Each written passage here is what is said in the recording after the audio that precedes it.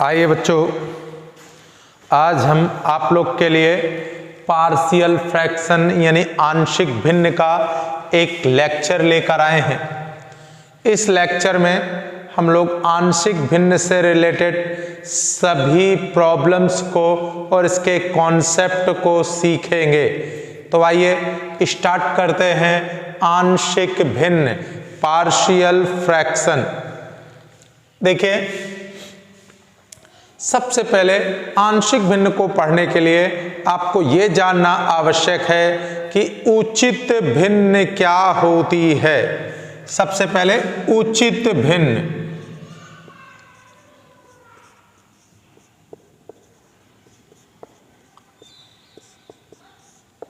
Proper fraction. उचित भिन्न क्या होती है?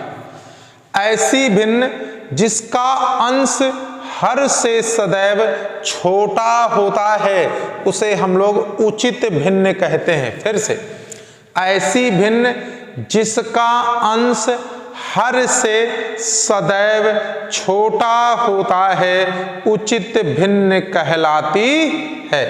ठीक, जैसे 3/5 ये एक उचित भिन्न है, 4/5 ये एक उचित भिन्न है क्योंकि इनका अंश हर से क्या है? छोटा है। 9/10 ये एक उचित भिन्न है।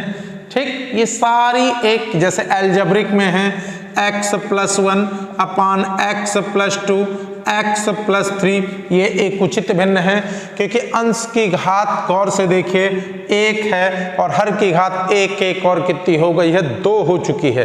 तो ये सब क्या है? उचित भिन्न है, प्रॉपर फ्रैक्शन है। ठीक, अब बात करते हैं सर उचित भिन्न ना हो तो क्या करें? तो अगर कोई भिन्न उचित भिन्न नहीं है तो सबसे पहले उसे उचित भिन्न में कन्वर्ट कर लीजिए, यानी उचित भिन्न में परिवर्तित कर लीजिए, मतलब उचित भिन्न में बदल लीजिए। ठीक, तो उचित भिन्न में बदलने के लिए क्या करेंगे? सिंपल सा, हर का अंश में भाग देंगे और तब तक भाग देंगे जब तक अंश हर से छोटा नहीं हो जाता।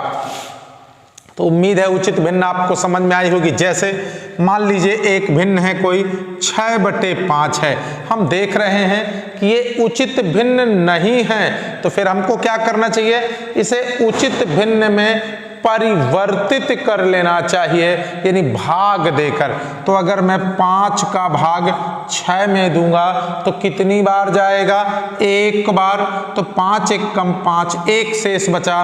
तो ये भिन्न क्या हो गई आपकी? 6/5 बदल कर क्या हुई? 1 धन शेष, जितना भागफल 1 धन शेष 1/5, ये आपकी एक उचित भिन्न हो गई क्योंकि इसका अंश हर से छोटा हो चुका है। इसी प्रकार यानी 7 मान लीजिए 4 लिखा है तो ये भी मेरी उचित भिन्न नहीं है। मैं क्या करूँगा? इसको भी एक उचित भिन्न में परिवर्तित कर लूँगा। कैसे? 4 का भाग 7 में दूंगा, 4 1 कम 4, कितना बचा बेटा? 3 बचा। तो ये 7/4 क्या हो गया मेरे लिए? 1 बार भाग गया धन, जितना शेष बचा हो बटे जिसका भाग दे रहे हो यानी भाजक। तो देखिए, अब आपकी अंश हर से छोटी हो चुकी है, इसका मतलब ये उचित भिन्न में परिवर्तित हो चुकी है। तो उम्मीद है आपको उचित भिन्न समझ में आई होगी। क्या बेटा? सिंपल सी, ऐसी भिन्न जिसका अंश हर से सदैव छोटा होता है वो क्या कहलाती है? उचित भिन्न कहलाती है। और अलजेब्रिक में क्या होता है? ऐसी भिन्न जिसके अंश की घात हर की घात से छोटी होती है उसे उचित भिन्न कहते हैं। ठीक, क्लियर बेटा? अब आइए आगे चलते हैं। उचित भिन्न के बाद हम लोग अब आंशिक भिन्न पढ़ते हैं।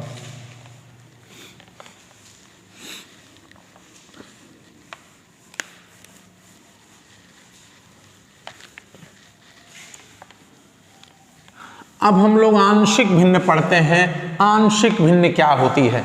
तो आंशिक भिन्न पढ़ते समय एक बात का हमेशा ध्यान देना, किसी भी भिन्न की आंशिक भिन्न तभी तोड़ी जा सकती है जबकि वह उचित भिन्न हो।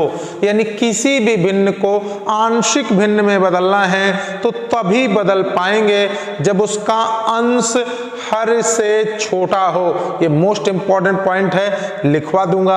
आप देखिए सबसे पहले आंशिक भिन्न क्या होती है। आंशिक भिन्न पार्शियल फ्रैक्शन, आंशिक भिन्न पार्शियल फ्रैक्शन।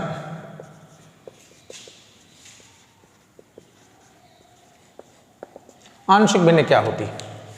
ठीक, किसी संयुक्त भिन्न के, फिर से किसी संयुक्त भिन्न को ऐसी सरल भिन्नों में तोड़ना, फिर से किसी संयुक्त भिन्न को ऐसी सरल भिन्नों में तोड़ना जिनके हर दी गई भिन्न के गुणनखंड होते हैं, आंशिक भिन्न कहलाती है। फिर से किसी संयुक्त भिन्न को ऐसी सरल भिन्नों में तोड़ना जिसके हर दी गई भिन्न के सरल गुणनखंड होते हैं, आंशिक भिन्न कहलाती है। और एक बात, जैसे आप उस सरल भिन्नों में तोड़ देंगे तो अगर लासा लेकर फिर से हल करें तो वही मूल भिन्न प्राप्त हो जाती है। तो मैं डेफिनेशन लिखवाई दे रहा हूं, देखिए क्या बेटा, किसी संयुक्त भिन्न को ऐसी सरल भिन्नों में तोड़ना जिनके हर दी गई भिन्न के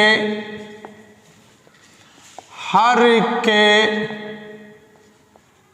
सरल गुणनखंड होते हों, आंशिक भिन्न कहते हैं। फिर से आंशिक भिन्न क्या होती है? आंशिक भिन्न करना कहते हैं।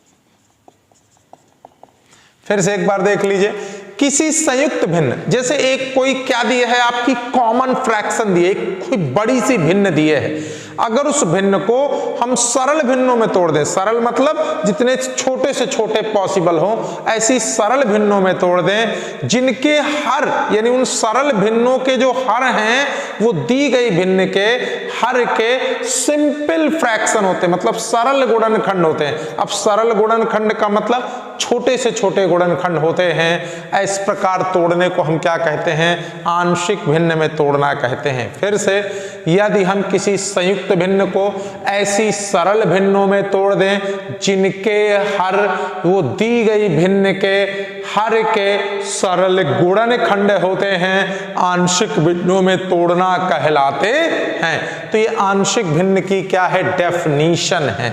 ठीक, अब आंशिक भिन्न को तोड़ेंगे कैसे वो थोड़ा सा सीख लेते हैं, तोड़ने की प्रक्रिया को थोड़ा सा समझ लेते हैं। ठीक, तो ये आंशिक भिन्न की डेफिनेशन हो गई। अब सबसे पहला, ठीक, एक नोट लिखवाए दे रहे हैं। ठीक है, पहले नोट बाद में करा देंगे, पहले सीखें। सबसे पहला आंशिक भिन्नों में तोड़ने की प्रक्रिया। तो ठीक, सबसे पहला आंशिक भिन्नों में कैसे तोड़ते हैं? मान लीजिए कोई भिन्न लिखी है x बटा x प्लस 1 और x प्लस 2। तो जरा देखिए, इसके याद रखना, अंश हर से सदैव छोटा होना चाहिए। तो गौर से देखिए, अंश की घात 1 है और हर की घात 1, 1 और 2 है, मतलब अंश छोटा है, मतलब मैं इसको आंशिक भिन्नों में तोड़ सकता हूं।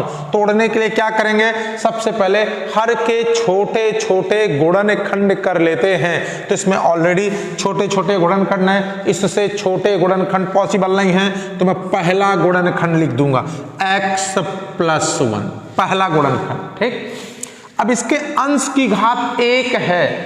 ठीक है, तो हर अचर पद लेंगे। अब थोड़ा सा पदों को देख लेते हैं। अचर पद क्या होता है? जिसमें x की घात 0 हो, यानी जो कांस्टेंट राशियां हैं a b c ये सब अचर पद कहलाएंगे। फिर एक घातीय क्या कहलाएगा? ax प्लस b, ये एक घाती कहलाएगा। फिर द्विघातीय क्या कहलाएगा?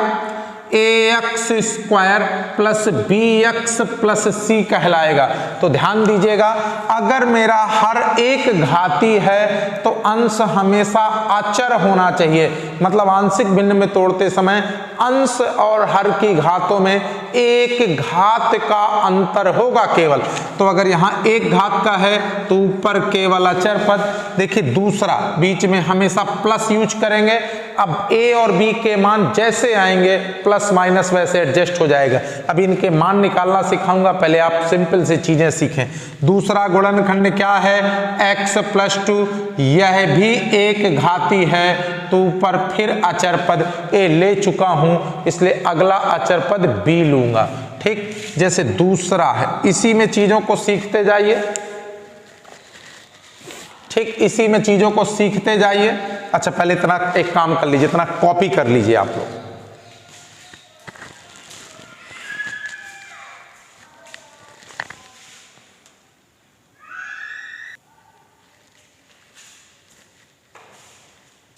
आइए बेटा, तो देखिए बेटा, मैंने पहले प्रकार के आंशिक भिन्न को आपको तोड़ना सिखा दिया। अब देखिए दूसरे प्रकार में, मान लीजिए सेकंड टाइप में, मान लीजिए एक कोई दिया है x दिया है, अपान नीचे x प्लस 1 दे दिया और x प्लस 2 की घाते 3 दे दी।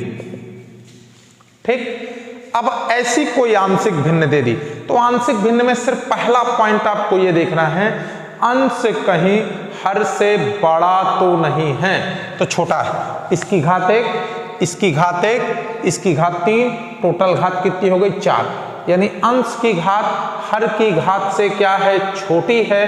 अब कोई प्रॉब्लम नहीं है, आंशिक भिन्न करते हैं। सबसे पहले छोटा x प्लस 1। ठीक, फिर जरा देखिए, ये पहला गुणनखंड लिया x प्लस 1, फिर ये गुणनखंड x प्लस 2। एक चीज याद रखिएगा, जैसे घाते 3 बार है तो 3 बार लिखना है, पहले एक घात, फिर 2 घात, फिर 3 घात। तो x प्लस 2 की 1 घात, फिर अगला x प्लस 2 की 2 घात, फिर अगला x प्लस 2 की 3 घात। जैसे यहां x प्लस 1 है, एक घात है तो एक बार। अगर x प्लस 2 की 2 घात है तो पहले एक घात फिर 2 घात, और यहां पर 3 घात है तो पहले एक घात फिर 2 घात फिर 3 घात। ठीक, अब आइए देखिए गौर से, इसकी याद रखना होल घात नहीं मानी जाती। इसकी घात 1 है, ऊपर अचर पद होगा। इसकी भी घात 1 है, ऊपर सिर्फ अचर पद होगा। इसकी घात 2 नहीं मानी जाएगी, याद रखना पद की घात लेना। तो पद की घात 1 है, ये होल स्क्वायर से मतलब नहीं है, पद की घात 1 है तो यहां भी क्या माना जाएगा? अचर पद। ये भी पद की घात 1 है तो ये भी क्या माना जाएगा? अचर पद हो जाएगा। ये आपका दूसरा प्रकार है। फिर से एक बार देख लीजिए, इसका जैसे कुछ भी लिखा है, मान लो ऊपर कुछ नहीं लिखा, 1, नीचे x प्लस 1 और क्या लिखा? x माइनस 1 की घाते 2। तो मैं पहला गुणनखंड x प्लस 1, अगला गुणनखंड x माइनस 1, अगला गुणनखंड x माइनस 1 का होल ऑफ स्क्वायर, क्यूब लिखा होता। अगला गुणनखंड, इस पद की घात 1, ऊपर अचर पद, इस पद की घात ऊपर अचर पद, इस पद की भी घात 1, ऊपर अचर पद। बार बार खोल रहा हूं, ये होल घात से मुझे कोई मतलब नहीं होता, यहां पर मैं सिर्फ इस पद की घात देखता हूं। इस पद की घात 1 है, मतलब ऊपर क्या होगा? अचर पद होगा। क्लियर बेटा? तो ये दूसरा नंबर का तोड़ना है। ठीक, आइए अब तीसरे नंबर का बेटा हम लोग फंडा पढ़ते हैं। मान लीजिए ऊपर कुछ भी लिखा है x और नीचे क्या लिखा है? x स्क्वायर प्लस 1 और क्या लिखा है? x plus 1। मान लीजिए लिखा है। ठीक, अब इसको कैसे तोड़ेंगे, इसको कैसे सीखेंगे, जरा देखो बेटा। इनमें से एक चीज याद रखना, पहला गुणनखंड किसी को भी मान सकते हो, इसको इस बात से कोई फर्क नहीं पड़ता। तो मैंने पहला गुणनखंड x + 1 ये वाला ले लिया, एक घात का, और अगला गुणनखंड आप ध्यान से देखो, इसको तोड़ा नहीं जा सकता है, x² + 1 के और ज्यादा गुणनखंड नहीं किए जा सकते हैं, तो इसको जैसे का तैसा क्या लिख लिया, x² + 1, यानी जैसे का तैसा लिख लिया। क्लियर बेटा? आइए देखते हैं, ये बेटा एक घात का है तो ऊपर a होगा, अचर पद होगा, एक घात का है ऊपर अचर पद होगा। ये द्विघात का है, दो घात का, इसकी घात 2 है तो ऊपर एक घात का होगा। अच्छा, रैखिक समीकरण पढ़ाया है ax + b, तो a तो पहले हो चुका है तो यहां पर क्या कर देंगे, bx + c। क्यों ऐसा किया, फिर से देखो, ये एक घात का था, अंश और हर में एक घात का अंतर होना चाहिए, अंश अचर पद हर एक घात का, हर द्विघात का, अगर हर दो घात का तो अंश एक घात का होना चाहिए, यानी bx + c होना चाहिए। ठीक, ये दूसरा। इसी में और देख लेते हैं, मान लीजिए क्या लिखा है ऊपर x², ठीक, क्या लिखा है, मान लो 2x लिखा है, नीचे x + 1 और मान ली x + 1 का होल स्क्वायर और x² + 3 मान लीजिए लिखा हुआ है, तो क्या कर दूंगा, पहला गुणनखंड x + 1, अगला गुणनखंड x + 1 ही होगा, बशर्ते x + 1 का स्क्वायर होगा, और अगला गुणनखंड x² + 3। फिर से देखिए, पहला गुणनखंड x + 1, अगला गुणनखंड x + 1 का होल स्क्वायर, अगला गुणनखंड x² + 3। बताइए ये कै घात का है, एक घात का, तो ऊपर रैखिक होगा, ये भी एक घात का, होल घात देखी जाती है, एक घात का, ऊपर फिर क्या होगा, अचर होगा, नीचे द्विघात का, नीचे द्विघात का, तो ऊपर एक घात का होगा, तो ए बी हो चुके हैं, cx + d होगा। उम्मीद है तोड़ना आया बेटा आपको। ठीक, और आगे चलते हैं। अभी आगे चल के हम आपको कराने वाले हैं ये ABCD का क्या चक्कर है और ABCD की वैल्यू कैसे निकालते हैं, यह भी अभी आप सीखेंगे। चलिए तीसरा चौथा टाइप चलते हैं। मान लीजिए ये समझिए लास्ट टाइप है, ऊपर कुछ भी लिखा है, मान लीजिए क्या लिखा है, x + 1 और नीचे क्या लिखा है, x + 2 और क्या लिखा है, x² + 1 का होल स्क्वायर। ठीक, तो अब आप क्या करेंगे, सबसे पहले पहला वाला गुणनखंड x + 2, फिर अगला गुणनखंड x² + 1 और ध्यान से देखिए x² + 1 का होल स्क्वायर है, इसका मतलब x² + 1 का स्क्वायर कर देंगे। मान लीजिए यहाँ होल स्क्वायर की जगह होल क्यूब होता तो पहला गुणनखंड x + 2, अगला गुणनखंड x² + 1, अगला गुणनखंड x² + 1 का होल स्क्वायर और अगला गुणनखंड क्या कर देते, x² + 1 का होल क्यूब कर देते। ठीक, इसी प्रकार घातें बढ़ती चली जाती। ये रैखिक है, एक घात का है, ऊपर अचर पद होगा, ये द्विघात का है, ऊपर क्या होगा, bx + c होगा। ये कै घात का है, फिर से देखो ये कै घात का है, दो घात का, याद रखना होल घात नहीं मानी जाती, दो घात का, तो क्या हो जाएगा dx + e और यहाँ पर देखो ये भी दो घात का है, तो क्या कर दो, लाओ px प्लस क्या कर देंगे q, कुछ भी कर सकते हैं बेटा। क्लियर बेटा, क्योंकि इनकी वैल्यू आगे चल के हम क्या करना सीखेंगे, ज्ञात करना सीखेंगे। तो अभी हमने आंशिक भिन्न को तोड़ना सीखा कि आंशिक भिन्न को आखिर तोड़ते कैसे हैं। अब हम आगे देखते हैं ये ए बी सी की वैल्यू कैसे निकालते हैं। अभी हम कॉन्सेप्ट पढ़ा रहे थे, अब हम न्यूमेरिकल्स पर आएंगे, तो इतना कॉपी कर लीजिए, फिर आगे चलते हैं।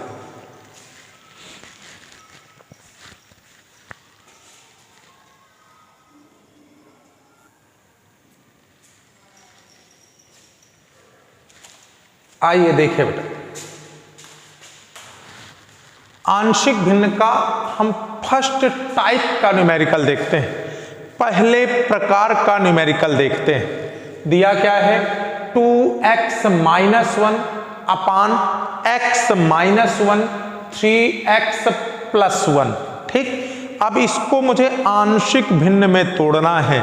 तो आंशिक भिन्न में तोड़ते समय सबसे पहली चीज देखना है कहीं अंश हर से बड़ा तो नहीं है। तो अंश की घात आपकी 1 है और हर की घात 1, 1 और 2 है। इसका मतलब आप इसे आंशिक भिन्न में तोड़ सकते हैं। तो चलिए आइए तोड़ते हैं। तो देखिए सबसे पहले क्या कर लेंगे, सबसे पहले ये हर इसका जो छोटा गुणनखंड है उसको लिख लिया x-1 और अगला जो छोटा गुणनखंड है 3x + 1। तो सबसे पहले हर के छोटे छोटे गुणनखंड करते हैं। इस सवाल में हमारी खुशकिस्मती है हर के छोटे छोटे गुणनखंड ऑलरेडी यानी पहले से दिए गए हैं। ठीक, अब देखिए हमने पहला गुणनखंड लिया, दूसरा गुणनखंड लिया। गौर से देखिए ये एक घात का है तो ऊपर सिर्फ अचर पद होगा। इसको भी देखिए ये भी एक घात का है तो ऊपर सिर्फ अचर पद होगा और इसको हम समीकरण नंबर क्या डाल देंगे, फर्स्ट, और आगे चले चलेंगे। ठीक, अब हम क्या करेंगे, इसको जैसे का तैसा कॉपी कर लेंगे। 2x-1 x-1 3x + 1 जैसे का तैसा कॉपी कर लेंगे और यहाँ पर क्या करेंगे, लासा ले लेंगे, दोनों का लासा ले लेंगे। तो देखिए लासा क्या आएगा, लासा x-1 आएगा और क्या आएगा, लासा 3x + 1 आएगा। ये इन दोनों का क्या ले लिया, लासा ले लिया। लासा लेने पर x-1 से x-1 कट गया, ये ऊपर पहुंच जाएगा तो ऊपर a और क्या कर देंगे 3x + 1 प्लस b और 3x + 1 से 3x + 1 तो x-1 आ गया। ठीक, अब क्या करेंगे, ये दोनों पद कैंसल आउट हो जाएंगे तो ऊपर क्या बचेगा, दिस इम्प्लाइज क्या बचा 2x-1 और यहाँ क्या बचा a और 3x + 1 प्लस b x-1 और इसे समीकरण 2 मान लेंगे। फिर से देखिए क्या किया, इन दोनों का लासा ले लिया, x-1 से x-1 3x + 1 a के पास पहुंच गया, 3x + 1 से 3x + 1 x-1 b के पास पहुंच गया। ठीक, फिर ये दोनों पद कैंसल हो जाएंगे, ऊपर सिर्फ 2x-1 बचेगा और यहाँ a 3x + 1 b x-1 सिर्फ इतना बचेगा। ठीक, इतना जैसे हमने लासा लेकर छोड़ा। अब हमको क्या करना होता है समझिएगा, अगर मुझे a की वैल्यू निकालनी है तो जो a के नीचे है उसको 0 के बराबर रखकर इस समीकरण 2 में वैल्यू रख देंगे, a का मान निकल आएगा। इसी प्रकार जब b का मान निकालना है तो जो b के नीचे है उसको 0 के बराबर x का मान निकाल लेंगे। तो जब इसमें समीकरण 2 में लासा वाले में रखेंगे तो b का मान निकल आएगा। कैसे निकलेगा वो सीखना है जरा सा। तो मैंने क्या करना है, समीकरण 2 में ध्यान से देखिएगा, समीकरण 2 में ये वाले समीकरण में जो a के नीचे है क्या है, x-1 बराबर 0 यानी x बराबर 1 रखने पर, फिर से देखना समीकरण 2 में इस वाले समीकरण में a के मान निकालने के लिए जो a के नीचे है उसको 0 के बराबर रख के जो चर का मान आएगा उसे समीकरण 2 में रख देंगे। दिस इम्प्लाइज रखो समीकरण 2 में। तो बताइए 2x की जगह क्या रखना है, 1 - 1 बराबर, यहाँ पर क्या है a 3x की जगह 1 + 1 प्लस b x की जगह देखिए x की जगह 1 - 1। ध्यान से देखिएगा, ध्यान नहीं देखोगे तो भटक जाओगे। 2 × 1 = 2 और 1 गया बराबर a और देखो 3 × 1 = 3 1 क्या हो गया 4 और ये b गौर से देखो ये 0 हो गया। तो 2 में 1 गया तो 1 बराबर कितना हो गया 4a। ध्यान से देखिए क्या हो गया 2 × 1 = 2, 2 में 1 गया तो 1 बराबर क्या हो गया 4a और ये 0 हो गया। तो बताइए यहाँ से a का मान क्या निकला, ध्यान से देखिए, इसलिए a बराबर क्या निकल आया, a बराबर क्या निकल आया 1/4। ये मुझे a की वैल्यू क्या हो गई प्राप्त हो गई। ठीक, इसी प्रकार बिल्कुल सेम समीकरण 2 में ही जो b के नीचे रखा है उसको 0 के बराबर करके b की वैल्यू भी ज्ञात कर लेंगे। तो क्या करेंगे, समीकरण ऊपर हो जाएगा शायद, समीकरण काहे में बेटा 2 में, फिर से देखिए समीकरण 2 में जो b के नीचे लिखा है यानी क्या बेटा 3x + 1 बराबर 0 यानी 3x बराबर -1 यानी x बराबर -1/3 रखने पर ये किस में रखा हमने, समीकरण 2 में रखा। आइए देखते हैं क्या रखा है। दिस इम्प्लाइज, सवाल को कॉपी कर लेते हैं, समीकरण 2 को कॉपी कर लेते हैं। 2x - 1 बराबर क्या है, a है, और क्या है 3x, और क्या है +1 है, और क्या है b है, x - 1 है। जहां जहां x है वहां वहां -1/3 रख दीजिए। तो बताइए 2x की जगह -1/3, यहाँ पर a, ध्यान से देखिए 3x की जगह -1/3 धन 1 b, x की जगह -1/3 -1। चलिए देखिए बेटा इसको करेंगे तो क्या ले लेंगे, लासा, लासा बताओ 3 से 3 तो माइनस, तो 3 एकम 3 बराबर a। देखिए 3 से 3 कट गया, -1 + 1, यहाँ भी हम लोग लासा ले लेंगे तो 1 आएगा, और यहाँ पर 3 एकम 3। ध्यान से देखिए 3 2 क्या हो गया 5/3, 1 में 1 चला गया तो कितना हो गया 0 हो गया, और यहाँ पर देखिए माइनस के क्या बेटा 4/3। ठीक, और साथ में क्या आएगा b। तो देखिए माइनस के 5/3 माइनस के 4/3 भी, ये से ये कट गया, 3 से 3 कट गया तो b का मान निकल आया, इसलिए b बराबर 5/4। तो ये ध्यान से देखिए मुझे a की भी वैल्यू निकल आई, b की भी वैल्यू निकल आई। अब a और b की वैल्यू को मैं समीकरण 1 में रख दूंगा तो मुझे आंशिक भिन्न क्या हो जाएगी, प्राप्त हो जाएगी। क्लियर बेटा, तो इतना a और b हमारे निकल आए। आप कॉपी कर लीजिए, समीकरण 1 में रखता हूं। फिर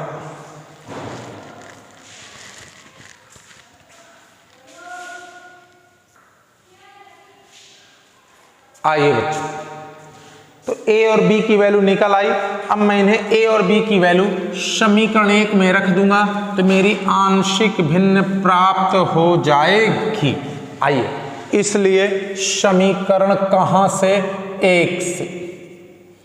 बताइए समीकरण 1 क्या है बच्चों, क्या है बेटा 2x - 1 अपान कितना है x - 1 और कितना है 3x + 1।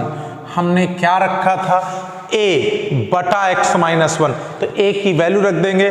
a का मान क्या है बेटा 1/4। लाइए पहले लिख ही देता हूं, बराबर क्या था बेटा a/x - 1 प्लस b बटे क्या बेटा 3x + 1। अब मुझे कुछ नहीं करना, a की वैल्यू कितनी है, a का मान 1/4 x - 1 और प्लस b का मान कितना है 5/4 और 3x + 1, और यही मेरी क्या हो जाएगी आंशिक भिन्न आंसर हो जाएगा। एक चीज ध्यान दीजिएगा, आंशिक भिन्न सवाल बड़े पड़ते हैं बट सारे सवाल एक जैसे हैं। ठीक, आपको पहला सवाल स्ट्रॉन्ग लगा होगा, नेक्स्ट वीडियो में हम इसके सारे न्यूमेरिकलों को धीरे धीरे कवर करेंगे। 2 से 3 4 वीडियो में पूरी आंशिक भिन्न आपको घुट जाएगी, एक एक आने लगेगी। जैसे आगे के सवाल कराएंगे ये और आसान होता चला जाएगा। एक चीज और ध्यान दीजिए, आंशिक भिन्न अगर मैं इसको लासा लेकर फिर से हल कर दूं तो यही मूल भिन्न प्राप्त हो जाएगी। यानी आंशिक भिन्न के ये छोटे छोटे टुकड़े हैं, छोटे छोटे ऐसे टुकड़े हैं कि अगर मैं फिर इसको संयुक्त कर दूं, इकट्ठा कर दूं तो ये मुझे फिर से संयुक्त भिन्न मिल जाएगी। यानी इस संयुक्त भिन्न की ये 2 सरल भिन्ने हैं, अगर इन सरल भिन्नों को फिर से लासा लेके हल कर दूं तो यही मुझे मूल भिन्न फिर से प्राप्त हो जाएगी। ठीक, तो नेक्स्ट वीडियो में हम इसके सभी प्रकार के सवालों को सॉल्व करने का प्रयास करेंगे। कॉपी कर लीजिए।